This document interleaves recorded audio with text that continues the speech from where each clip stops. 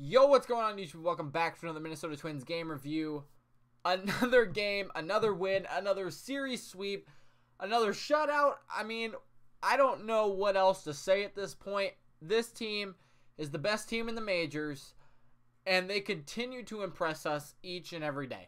I mean, it's not even a surprise at this point, but this team has done so well over the past 26 days. I mean, since the beginning of the season, obviously, but since the beginning of May, this team has hit another level, and they are not looking back. So, like I said, we swept the Sox, and before I get into all the stats, because I got a bunch of them, this team, the Sox, beat Houston twice. Also, Cleveland lost to the Rays twice. We have a 10-game lead in the AL Central. It is not Memorial Day yet. Speaking of it's not Memorial Day yet, we are 30-5 when scoring first. 30-5. We are 20 games above 500. 10-game lead in the division.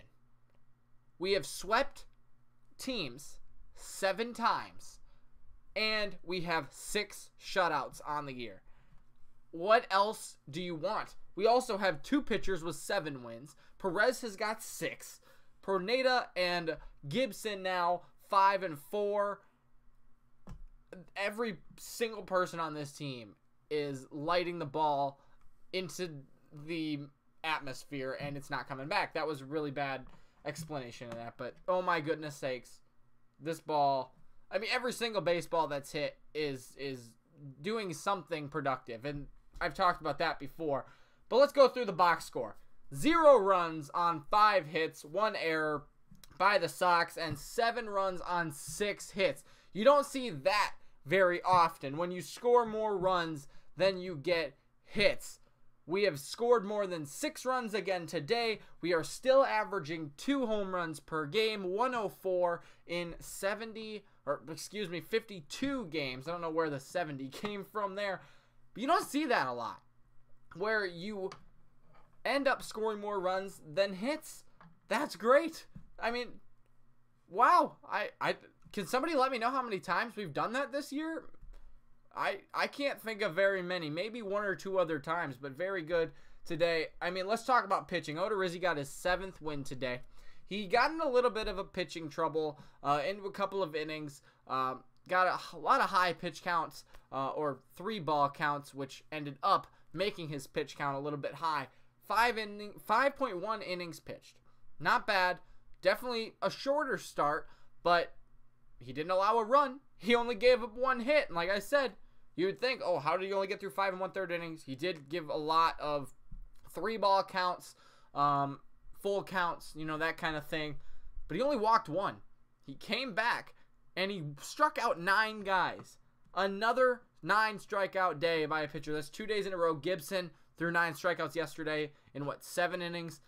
Odorizzi came back, 9 strikeouts today. This team, the White Sox, struck out 16 times.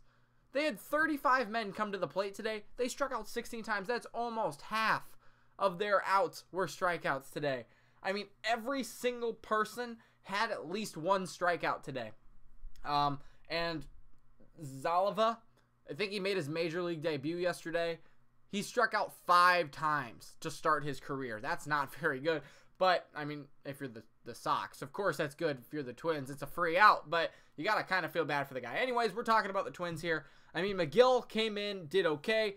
Clean inning for him in his .2 innings of work. He just had to relieve Odorizzi out of the 6th. May came in, struck out 1, walked 1, and gave up a hit. But otherwise, a very clean day for him. No runs scored, obviously. Rogers came in, got that last out, and Duffy, who pitched the last 2 innings, he had 6 strikeouts. He struck out every single person that made an out. He did give up a walk and 3 hits, but in his 2 innings of work, he struck out the side both times. That's, you don't see that ever. I mean, that's impressive. Duffy did throw 38 pitches.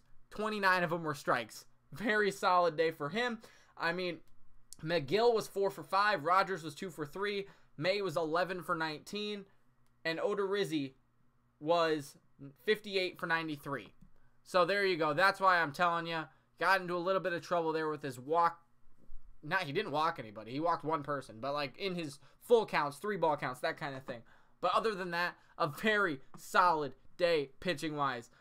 I don't think we did anything wrong on the pitching side of things all day.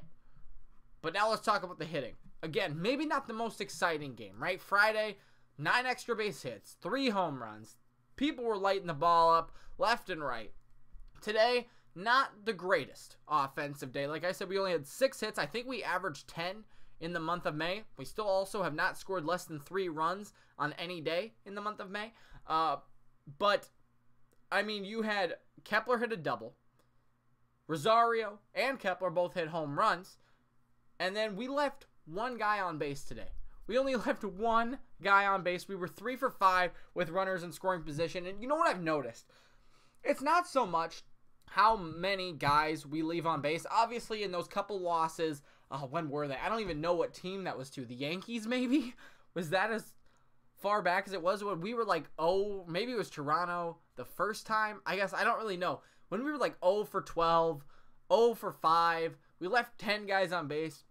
Obviously, when those things happen, yes, you can blame that on, not being productive when runners are in scoring position. But today, yesterday, we haven't left a ton of guys on base. We haven't, hit bad with runners in scoring position. It's all about how you get those hits, right? If we went 1 for 5 today but hit a 3-run home run, I would take that. I'm sure anybody would, especially when your pitching is doing that well and you're scoring as many runs as you are. When you have 1 for 5, or in this case, 3 for 5, with runners in scoring position, but 2 of them are home runs, that's incredible. And that's where the productivity comes from. I mean, 7 runs on 6 hits with how many walks? 2 walks? Every single person that got on base basically scored, except for the 1 that was left on base, obviously. But you know what I'm saying is, it's not so much as how productive are we with runners in scoring position. It's what we do with the 1 hit that we get in scoring position. If it's a home run, gets us 3 runs, you know what I'm saying? That's what opens up the game. Let's go talk about the hitters. Kepler, another solid day. Like I said, got a double and a home run tonight. It hit the plant in center field. Great day for him. 2 for 4, 4 RBIs, 2 runs. Solid day. He struck out twice. So, I mean, he's kind of a power hitter, I guess, at this point in the year. Maybe not your, stereotypical power hitter, but he's swinging for the fences almost every time. In the last couple of games, he's gotten it paid off for him. But, I mean, he's stroking the ball incredibly well. 2 for 4, like I said. It hit the freaking plant out in center field. I want to say that's the first time that's happened this year as well. Let me know. I could be wrong, but that's the first home run I can think of that hit the plants on the fly in center field. Polanco 0 for 3, but scored a run with his walk. Gonzalez 0 for 3. Rosario 1 for 4 with a 3-run home run. That was a no-doubter. I mean, so was Kepler's, but that thing was a beauty off the bat. He's at 16. Kepler is at 12. Crone is at 13, I think, still. Maybe 14. I think 13, though. All these guys are just smacking the ball around. And since Springer is on the IL, he has a chance to make some noise. And it's crazy how streaky of a home run hitter, especially Rosario, is. He went 2 weeks without hitting a home run. Comes back and has hit a home run in 3 of his last 4 games. Absolutely incredible. Crone 0 for 4. Araya is 0 for 4. He's only batting .389 now. Oh, boy.